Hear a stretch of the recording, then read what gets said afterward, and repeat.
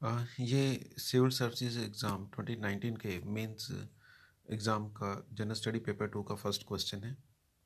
Do you think that constitution of India doesn't accept principle of strict separation of powers, rather it is based on principle of checks and balances? क्या आप समझते हैं कि भारत का constitution strict separation of powers के principle नहीं मानता, बल्कि ये principle of checks and balances पर आधारित है? देखिए, जब ऐसे क्वेश्चन आते हैं जिनमें कोई स्टेटमेंट दी होती है, तो हमें उसके फेवर में कमेंट या उसके अगेंस्ट कमेंट करना होता है। तो मोस्टली हम क्या है कि नॉर्मली क्वेश्चन ऐसे होते हैं कि हमें उस क्वेश्चन की स्टेटमेंट के सपोर्ट में ही आर्गूमेंट करना होता है कि अनलेस हम के हमें हमारे पास उसके अगेंस्ट कुछ सफिशिएंट आर्गूमेंट्स नहीं हैं। तो इसको उसके फेवर में आर्गूमेंट करने के लिए हमें कुछ एग्जांपल देनी होती हैं। इंडिया के जो गवर्नमेंट के तीन ऑर्गन्स हैं, एग्जेक्टिव, लेजिस्लेचर और जुडिशरी, और इन तीनों ऑर्गन्स में स्ट्रिक्ट सेपरेशन ऑफ पावर्स नहीं है, बल्कि ये तीनों एक दूसरे को principle of checks and balances के थ्रू कंट्रोल करते हैं। And now let's see the answer. Constitution of India does not accept the principle of strict separation of powers among three organs of government: executive, legislature and judiciary. तो कैसे तीन organs में strict separation of powers नहीं है, कैसे overlapping of powers हैं, हम इसकी दो एग्जांपल देते हैं।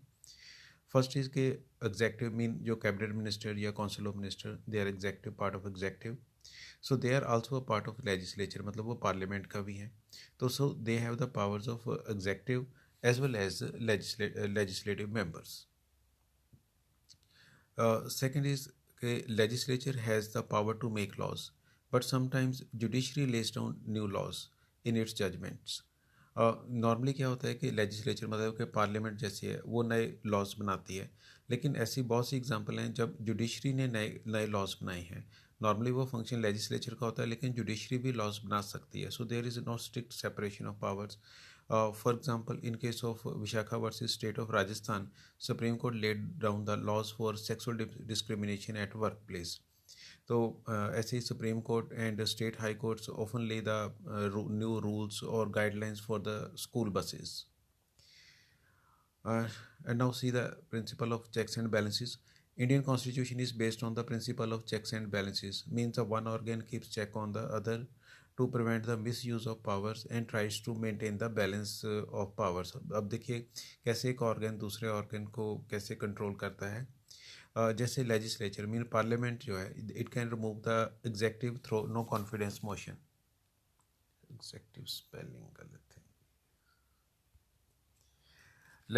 legislature parliament can remove the executive through no confidence motion.